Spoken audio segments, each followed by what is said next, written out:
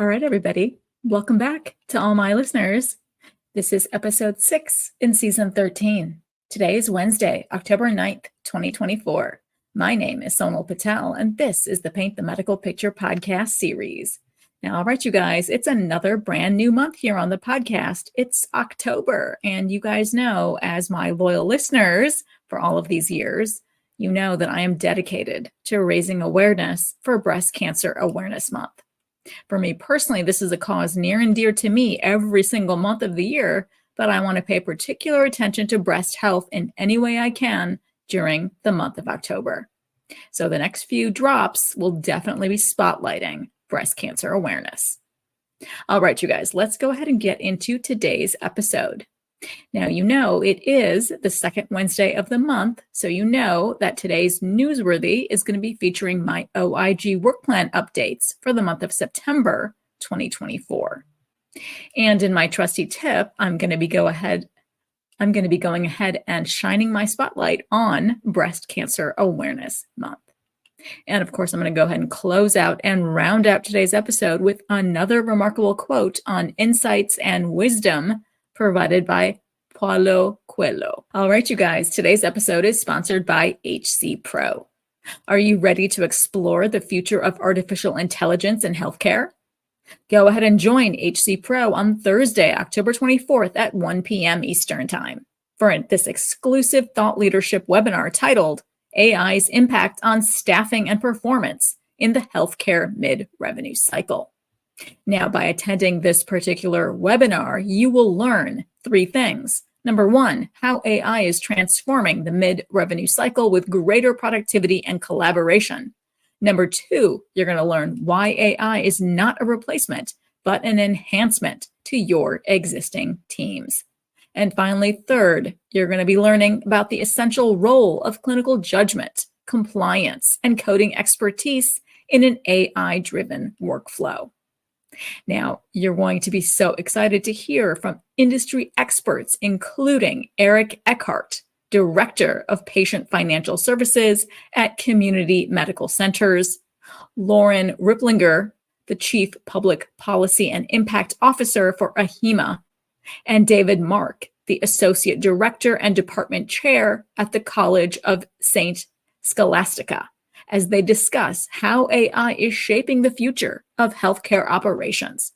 So please don't miss out on these valuable insights and register for this live webinar at www.hcpro.com/AI webinar. And don't forget, I'm going to include all of those details in my show notes. All right, you guys, let's get into it. So in today's Newsworthy, the month of September's OIG Work Plan updates. Now, they're going to include 3 updates for this month of September 2024. Now, the first OIG Work Plan update for the month of September 2024 is titled Comparative Analysis Between Medicare Payments and Hospitals' Published Prices. Now, this report is expected from the Office of Audit Services. CMS issued a final rule effective January 1st, 2021 to improve transparency in healthcare costs by requiring hospitals to make their prices readily available for consumers. It's called the Hospital Price Transparency Rule, or HPT rule. Now, CMS believes that the Hospital Price Transparency Rule, HPT rule, will increase market competition and drive down the cost of healthcare services. One of the requirements of the Hospital Price Transparency Rule is for hospitals to make public all negotiated charges with third-party payers.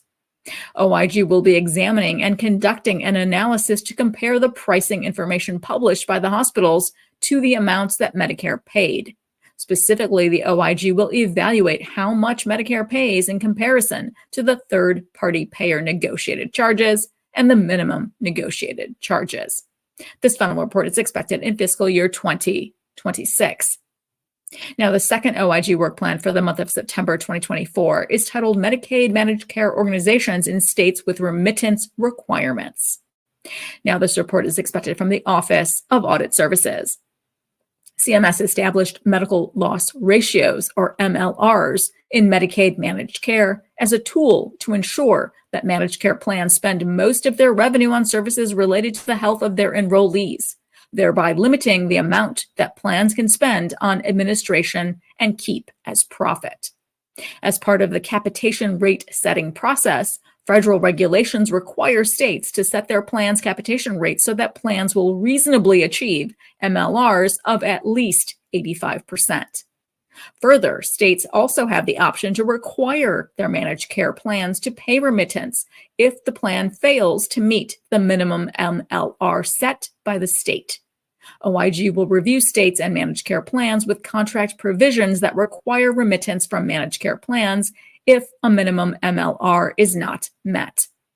OIG will also be determining whether the remittances the MCOs reported to states were correctly calculated and whether the federal share of remittances that states received was returned to the federal government. This final report is expected in fiscal year 2025.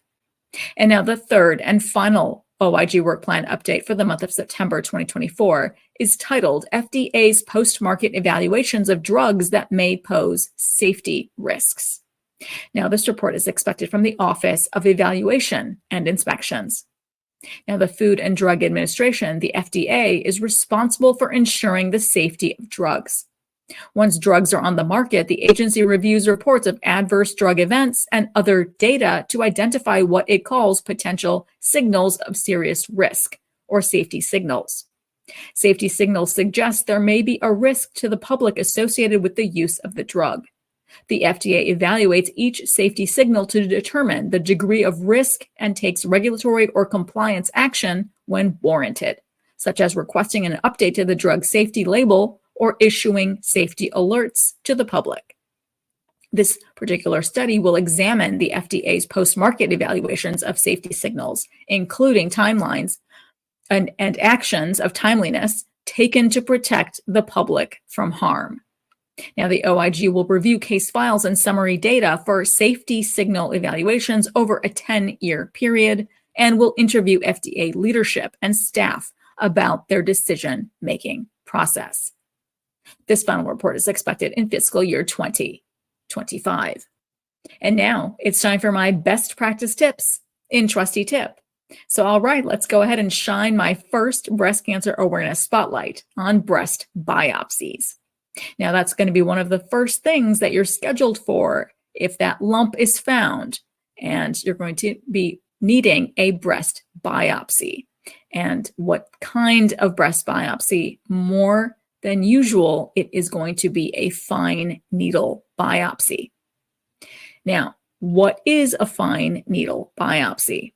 So, some facts about this procedure include that it is used with a fine gauge needle, usually 22 or 25 gauge, and the syringe that's used to sample fluid from a lump, a lesion, or a cyst, or it's used to remove clusters of cells from a solid mass. The fine needle aspiration, or FNA biopsy procedure.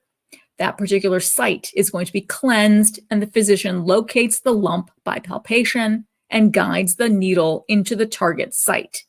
After the needle is placed into the mass, a vacuum is created and multiple in and out needle motions are performed. Several needle insertions are usually required to ensure that an adequate tissue sample is taken. The samples are then prepared by smear onto a microscope slide and allowed to air dry, then fixed by spraying or immersion in a liquid. The fixed smears are stained and examined under the microscope by a pathologist. Now, fine needle aspiration biopsies, again, FNA, does not require stitches and is usually performed on an outpatient basis. A small bandage is placed over the site after the procedure. Many patients resume a normal routine in the same day. Now, what about coding for these things, right? How do we code for fine needle biopsy procedures? Well, it's important to turn to your CPT guidelines in our CPT manual.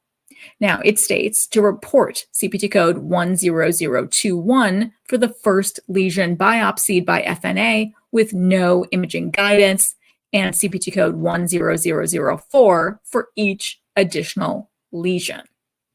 But our AMA CPT guidelines go into further detail in a section that is called Fine Needle Aspiration Biopsy Procedures. So FNA biopsy procedures are performed with or without imaging guidance. Imaging guidance codes, for example, with CPT code 76942, 77002, 77012, and 77021 may not be reported separately when you're using CPT code 10004, 10005, 10006, 10007, 10008, 10009, 10010, 10011, and 10012, and finally 10021. So remember that those codes that I just listed out are reported once per lesion sampled in a single session. Now, when more than one FNA biopsy is performed on separate lesions at the same session, same day, same imaging modality, use the appropriate imaging modality add-on code for the second and subsequent lesions. So again, those are going to be found in a separate set of CPT codes that are about the imaging. Now, when more than one FNA biopsy is performed on separate lesions, same session, same day, using different imaging modalities, report the corresponding primary code with modifier 59 for each additional imaging modality and corresponding add-on codes for subsequent lesions sampled. So again, it's really important that you pay attention to that documentation. Now, this particular CPT code instruction applies regardless of whether the lesions are ipsilateral or contralateral to each other, and or whether they are in the same or different organs or structures. But CPT Assistant also gives us a little more instruction on proper reporting. So CPT code 10021, which is defined as fine needle aspiration biopsy without imaging guidance, first lesion. And also CPT code add-on code 10004, which is defined as fine needle aspiration biopsy without imaging guidance, each additional lesion, lists separately in addition to the code for the primary procedure. Again, that would be that CPT code 10021. So those are going to be reported when imaging guidance is not used for the first lesion as well as each additional lesion. So it gets complicated, but you've got to make sure to read those CPT section guidelines that are in the CPT code book. Now, it also moves on and talks about CPT codes 10005 through 10012 that I talked about earlier. Those describe the FNA biopsies performed with imaging guidance. And in particular, those imaging guidances throughout that list of codes include ultrasound guidance. So be sure you choose the correct code. It also includes fluoroscopic guidance. Again, make sure you choose the correct code. It also includes CT or computed tomography guidance. Again, make sure you choose the correct CPT code. And finally, it also includes MR or magnetic resonance guidance for your imaging guidance. So again, make sure you pick the correct set of codes from that list. Now, all of that is included or bundled into these codes, right? That imaging is included in that set of codes. So you should not be reporting that imaging separately. Now, follow those parenthetical notes under the codes because there's a wealth of coding direction in these types of parenthetical notes. Remember, an FNA biopsy is performed when the material is aspirated with a fine needle and the cells are examined cytologically. Now, it would be incorrect to report an FNA biopsy code for aspiration only. So pay close attention to your provider's operative report to ensure that you are abstracting the correct set of CPT codes to capture the fine needle aspiration biopsy procedures to their fullest. All right, you guys. And finally, I'm going to be closing out today's episode in Season 13's Spark on insights and wisdom. I want this 13th season Spark to be filled with our world's thought leaders, our world's writers, artists, philosophers, everyone who inspires us with their insights and their wisdom. So in this week's inspiring quote in Spark is from Paulo Coehlo. It's the simple things in life that are the most extraordinary. Only wise men are able to understand them. Absolutely true, right? This quote reminds us that we do not need to develop the most complicated programs. This quote encourages us to slow down and really remember what is most important, what it is that makes us truly happy.